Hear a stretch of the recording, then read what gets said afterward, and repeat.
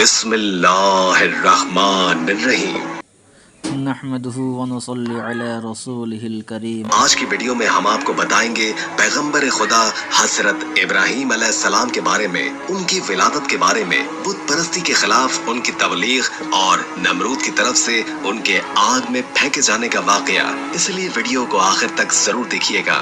नमरूद मुल्क बाबुल का बादशाह था। बाबुल का मौजूदा नाम इराक है। नमरूद एक इंतहाई मगरूर शख्स था। जब उसके इक़्तिदार का दायरा वसी हो गया तो लोगों से कहना शुरू कर दिया कि उसकी परस्तिश करें, क्योंकि लोग पहले ही गैरुल्लाह और लकड़ी के बने हुए बुतों की परस्तिश किया करते थे। लिहाजा वो उसे आसानी से खुदा मानने पर आमादा हो गए। लोगों को इस गुमराही और जलालत की जिंदगी बसर करते हुए एक अरसा गुजर चुका था और वो अल्लाह को कतन भुला चुके थे। परवरदिगार आलम ने इस कौम की रहनुमाई और हिदायत के लिए अपना नुमाइंदा भेजने का इरादा फरमाया। नमरूद के दरबार में नजूमी भी थे। एक नजूमी नमरूद के दरबार में बड़ा ऊंचा मकाम व मंजिलत रखता था और वो नमरूद के बहुत ही करीब था। एक रोज उसने नमरूद से कहा कि जान की अमान पाऊं तो एक बात अर्ज करूं। नमरूद ने कहा, अर्ज करो।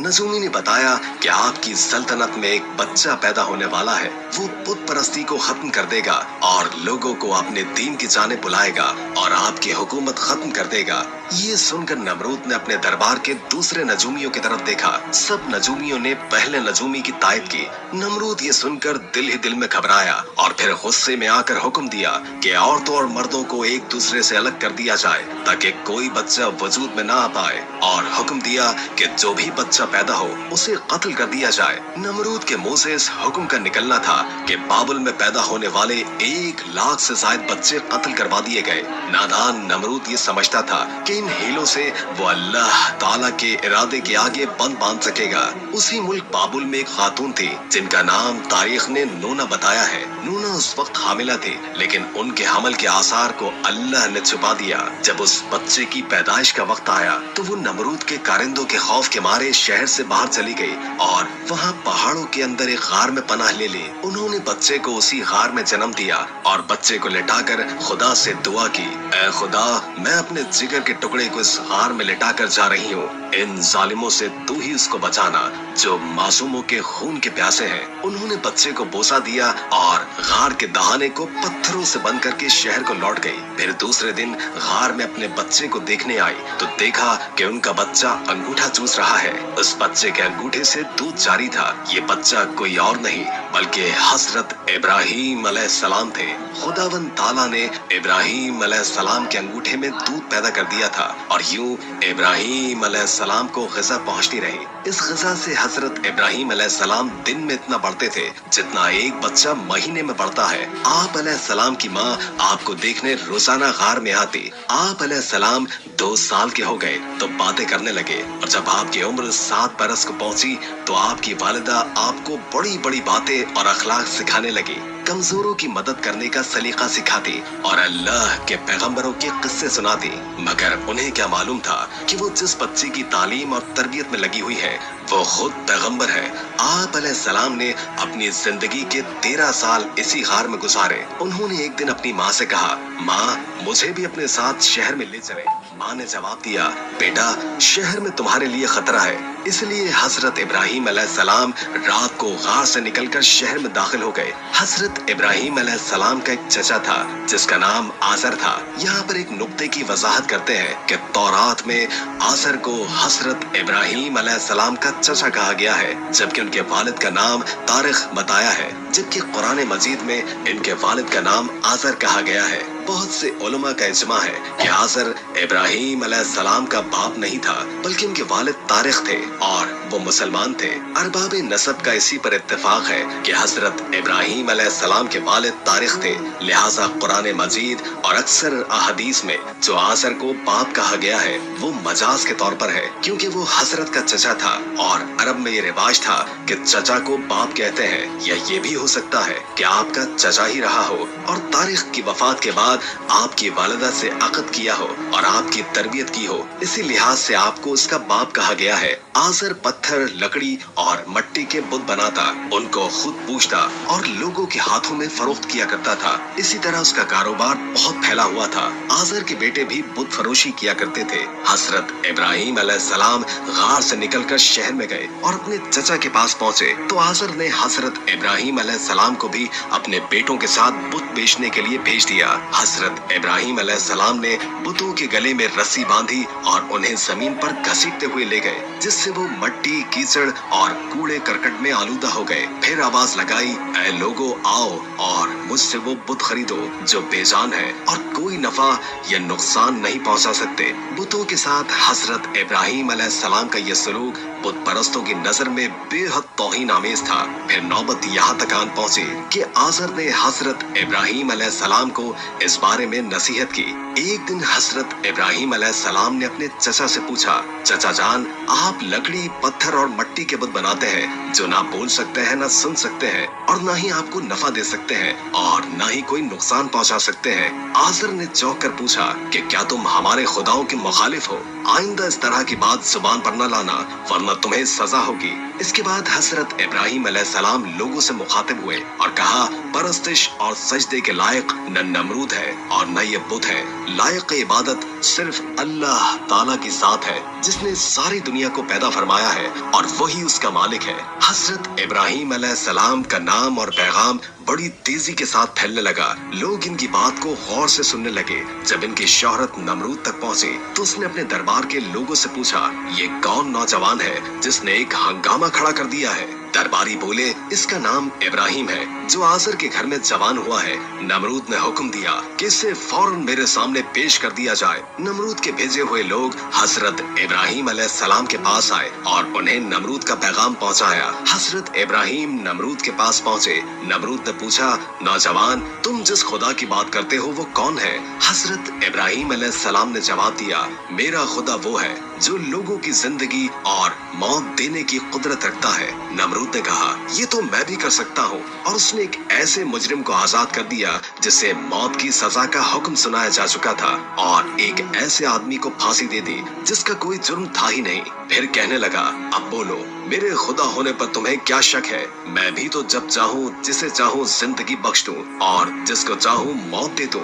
हज़रत इब्राहीम अलैहिस्सलाम ने फरमाया, अगर तू सच्चा है तो जिसको कत्ल किया है उसको जिंदा करके दिखा। फरमाया, मेरा खुदा सूरज को मशरिक से निकालता है और मगरिब में गुरूब करता है, तू इसे मगरिब से निकाल कर दिखा। नमरूद से सवाल का कोई जवाब न बन पड़ा और वो शर्मिंदा हो गया। इस पर हज़रत इब्राहीम अलैहिस्सलाम की वालिदा ने नमरूद से कहा, बादशाह सलामत, मुझे इजाजत दीजिए कि मैं इब्राहीम को अपने साथ ले जाऊं क्योंकि ये अभी ना समझ है। आज़र बोला, बादशाह सलामत, आप इब्राहीम अलैहिस्सलाम को घर जाने की इजाजत दे दें। मैं इसे आपकी और बुतों की तौहीन से बाज रखने की जमानत देता हूँ। नमरूद ने कहा, मैं तुम्हारी खातिर इब्राहीम को मुआफ करता हूँ, लेकिन अगर आइंदा इसने कोई हंगामा खड़ा कर दिया तो मैं इसे जिंदा जला दूंगा। हज़रत इब्राहीम इस वाक़े के बाद भी अपने मिशन से बाज न आए और एक दिन उन्होंने आज़र से कहा, ये बुत क्या है जिनको आप खुद बनाते हैं, खुद पूछते हैं और खुद ही इनको खुदा मानते हैं? आज़र ये बात सुनते ही बिगड़ गया और उसने कहा, इब्राहीम, फौरन मेरे घर से निकल जाओ, मैं तुम्हारी शोखी मजीद बर्दाश्त नहीं कर सकता। हज़रत इब्राहीम अलैहिस्सलाम ये कहते हुए घर से निकले। चचा जान, आप नहीं मानते तो मैं जाता हूँ, मगर अपने मिशन से बाज नहीं आऊंगा क्योंकि मैं अल्लाह से डरता हूँ, इन बुतों या नमरूद से नहीं डरता। हज़रत इब्राहीम अलैहिस्सलाम ने अपने चचा के घर से अलग कोई इंतजाम कर लिया और वहाँ से चले गए, मगर अपने कौल के मुताबिक एक अल्लाह की बंदगी की दावत देते रहे और बुतों की खुदाई का इनकार करते रहे। मुल्क बाबुल के लोग हर साल एक ईद मनाया करते थे और इस दिन वो कुछ खुसूसी मरासिम अंजाम दिया करते थे। चुनाचे वो सारा दिन शहर से बाहर गुजारते थे। इब्राहीम अलैहिस्सलाम ने लोगों के साथ ईदगाह जाने से इनकार किया और उज़र पेश किया कि वो बीमार है। वो लोग आपको छोड़कर चले गए। बाद में इब्राहीम अलैहिस्सलाम उनके पास गए और देखा कि उनके सामने खाना पड़ा है। चूंकि सब लोग खाना लाए थे इसलिए ये खाना बहुत ज्यादा था, लेकिन इन झूठे माबूदों ने उसे खाना तो दरकनार उसे छुआ तक नहीं था। इब्राहीम अलैहिस्सलाम ने उन्हें मुखातिब करके कहा, ये इतना खाना तुम्हारे सामने पड़ा है, तुम इसको खाते क्यों नहीं? तुम्हें क्या हो गया है कि बात तक नहीं करते? फिर पूरी कुव्वत से दाएं हाथ से कुल्हाड़ा मारकर उनके टुकड़े टुकड़े कर दिए, लेकिन बड़े बुत को छोड़ दिया ताकि सब उसी की तरफ रुजू करें। तमाम छोटे बुतों को तोड़कर कुल्हाड़ा उस बड़े बुत के कांधे पर रख दिया। मुशरिकीन मेले से लौटे तो देखा कि उनके सारे माबूद औंधे मुंह टूटे फूटे पड़े हैं। उनके तमाम माबूदों को तोड़ दिया गया था। वो हैरान रह गए कि ये कैसे हो गया, ये किसने किया। कहने लगे कि ये काम किसी जालिम का है, उसने हमारे माबूदों की तौहीन की है। उस वक्त उन लोगों ने हजरत इब्राहीम अलैहिस्सलाम का वो कलाम सुना था। उन्हें उनका ख्याल आ गया। वो कहने लगे, वो नौजवान जिसका नाम इब्राहीम है, उसे हमने अपने बुतों की मजम्मत करते हुए सुना है। अल्लाह की कुदरत कि इब्राहीम अलैहिस्सलाम का जो मकसद था वो खुद ब खुद पूरा हो रहा था। कौम के लोग मशवरा कर रहे थे कि सबको जमा करो और उसे बुलाओ और फिर उसे सजा दो। चुनाचे तमाम अहले बातिल छोटे बड़े सब जमा हो गए। कार्रवाई शुरू हो गई। कहने लगे, इब्राहीम, हमारे माबूदों के साथ लग़्व हरकत तुमने की है। इब्राहीम अलैहिस्सलाम ने जवाब दिया, ये काम तो इस बड़े बुत का है, मुझसे क्यों पूछते हो? तुम अपने माबूदों से क्यों नहीं पूछते कि उनके टुकड़े किसने उड़ाए? इब्राहीम अलैहिस्सलाम का जवाब सुनकर वो सब सोच में पड़ गए। फिर कहने लगे कि हमने बड़ी गलती की, अपने माबूदों के पास किसी को हिफाजत के लिए नहीं छोड़ा। किस कदर वाज़ेह बात महसूस करके भी वो जालिम ईमान न लाए, बल्कि शैतान ने उनके दिलों में वसवसा डाला और उन्होंने गौर व फिक्र करके कहा, इब्राहीम, क्या तुम्हें इल्म नहीं कि ये तो बेजुबान है, बोल भी नहीं सकते? अब इब्राहीम अलैहिस्सलाम ने फरमाया, तब फिर तुम अल्लाह के सिवा इस चीज की इबादत करते हो जो तुम्हें कुछ भी नफा ना दे सके और ना नुकसान पहुंचा सके। ताज्जुब है तुम पर भी और इन पर भी जिन्हें तुम अल्लाह के सिवा पुकारते हो।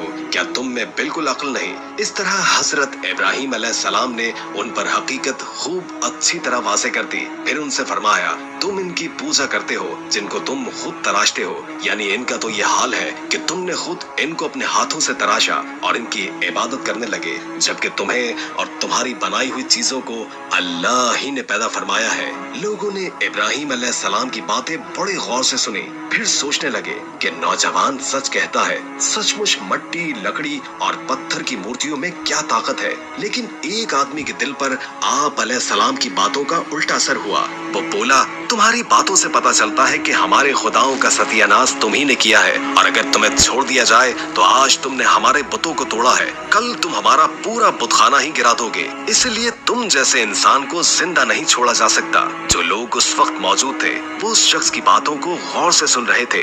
ये शख्स नमरूद का भेजा हुआ जज था। लोग खड़े इस बात का इंतजार कर रहे थे कि देखें नौजवान के लिए क्या सजा तजवीज की जाती है। इस सजा को सुनने के लिए उन्हें ज्यादा इंतजार न करना पड़े। जज बोला, इब्राहीम, तुम्हारे इस जुर्म की सजा ये है कि तुम्हें जिंदा जला दिया जाए और तुम्हारी खाक हवा में उड़ा दी जाए। इब्राहीम अलैहिस्सलाम ने कहा, मैं तुम्हारे फैसले से नहीं डरता। जिंदगी और मौत का मालिक मेरा अल्लाह है। मैं जो कुछ कह रहा हूँ वो हक है और मेरी बात को मेरा अल्लाह जानता है। जज ने हजरत इब्राहीम अलैहिस्सलाम को जो फैसला सुनाया, नमरूद ने उस पर अमल दरामद के लिए फौरी तैयारियां शुरू कर दी। उसने उस शहर और इर्द गिर्द के इलाकों में ऐलान करवा दिया कि हमारे बुतों को तोड़ने और उनकी तौहीन करने वाले नौजवान को जिंदा जलाने के लिए सब लोग ईंधन इकट्ठा करें। उधर बुतखाने के पुजारियों ने भी ये ऐलान किया कि जो लोग हमारी किसी मुराद के पूरा होने के लिए ईंधन जमा करेंगे तो उनकी मुराद पूरी होगी। इस ऐलान को सुनकर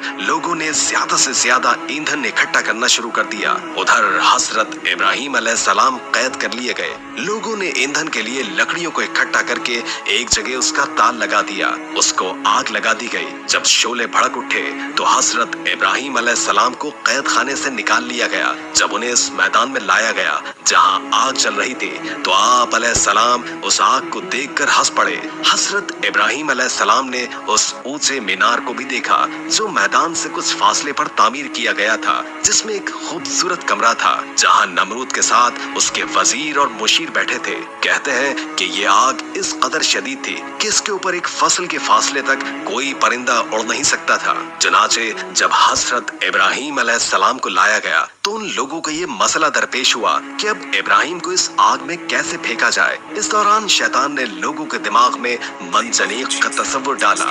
इमाम जाफर सादिक अलैहिस्सलाम से मनकूल है कि मंजनीक دنیا میں سب سے پہلے حضرت ابراہیم علیہ السلام کے لیے کوفے میں کوہسار نامی ایک نہر کے کنارے بنائی گئی اور وہ قریہ قنطینیہ میں تھی۔ اس منجنیق کو شیطان نے بنایا تھا، چنانچہ حضرت ابراہیم علیہ السلام کو منجنیق کے ذریعے آگ میں ڈالا گیا۔ اس وقت آسمان و زمین سے فریاد بلند ہوئی اور کائنات کی ہر شے نے ابراہیم علیہ السلام کی امداد کی خواہش ظاہر کی۔ زمین نے کہا، پروردگار، مجھ پر سوائے ابراہیم کے تیری عبادت کرنے والا کوئی نہیں ہے، کیا تو راضی ہے کہ لوگ اسے جلا دیں؟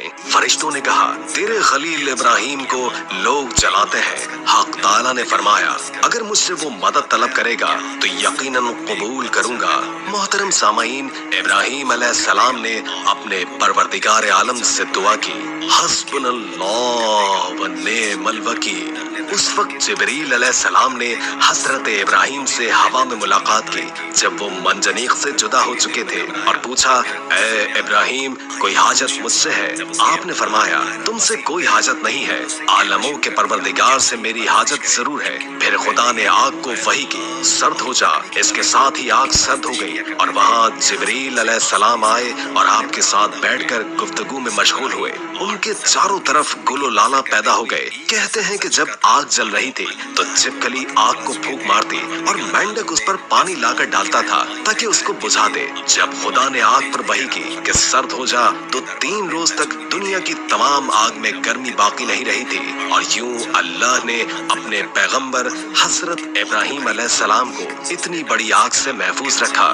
یہ سارا معاملہ دیکھنے کے بعد نمرود حضرت ابراہیم علیہ السلام کے پاس پہنچا اور بولا، نوجوان، تعجب ہے کہ تمہارا حکم آگ پر چلتا ہے۔ حضرت ابراہیم علیہ السلام نے جواب دیا کہ یہ تمام میرے خدا کی قدرت ہے۔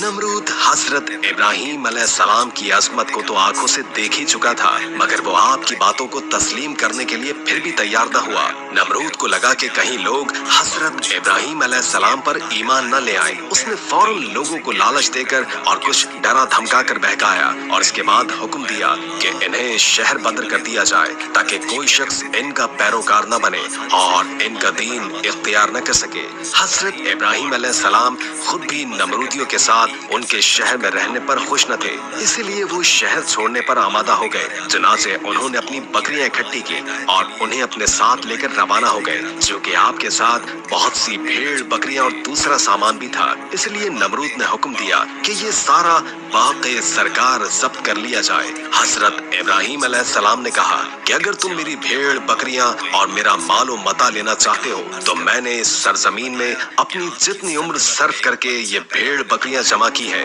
تم میری وہ عمر مجھے لوٹا دو اور میرا مال ضبط کر لو۔ جب بات بڑھ گئی تو یہ مقدمہ نمرود کے ایک منصف کے پاس پہنچا۔ اس نے فریقین کے بیانات سننے کے بعد فیصلہ حضرت ابراہیم علیہ السلام کے حق میں دے دیا۔ تب آپ اپنی بیوی سارہ اور بھتیجے لوط کے ہمراہ بابل چھوڑ کر چل دیے۔ اکثر مورخین اور بعض مفسرین نے ذکر کیا ہے کہ آگ سے نجات کے بعد حضرت ابراہیم علیہ السلام نے نمرود کو دین کی دعوت دی، مگر اس نے کہا کہ میں تمہارے خدا سے جنگ کروں گا، اور ایک دن مقرر کیا۔ اس روز نمرود بے شمار لشکر لے کر میدان میں آیا۔ ابراہیم علیہ السلام تنہا اس کے مقابلے میں کھڑے ہوئے، یہاں تک کہ حق تعالیٰ نے اتنے مچھروں کو بھیجا جس سے فضا تاریک ہو گئی اور وہ لشکر والوں پر حملہ آور ہوئے اور ان کے سر اور ناک میں لپٹ گئے، یہاں تک کہ سب کے سب بھاگ کھڑے ہوئے۔ نمرود بھی ذلیل اور رسوا ہو کر واپس آیا، لیکن پھر بھی ایمان نہ لایا۔ تو خدا نے ایک کمزور مچھر کو حکم دیا کہ اس کے دماغ میں گھس جائے، اور وہ اس کے دماغ میں جا کر اس کا مغز کھانے لگا۔ وہ اس قدر بے چین ہوا کہ چند آدمیوں کو مقرر کیا کہ گزر لے کر اس کے سر پر مارے کہ شاید اس سے اس کے اضطراب میں کچھ تسکین ہی آ جائے۔ اسی حالت میں 40 سال گزرے اور وہ ایمان نہ لایا، بالآخر اسی حالت میں مر گیا۔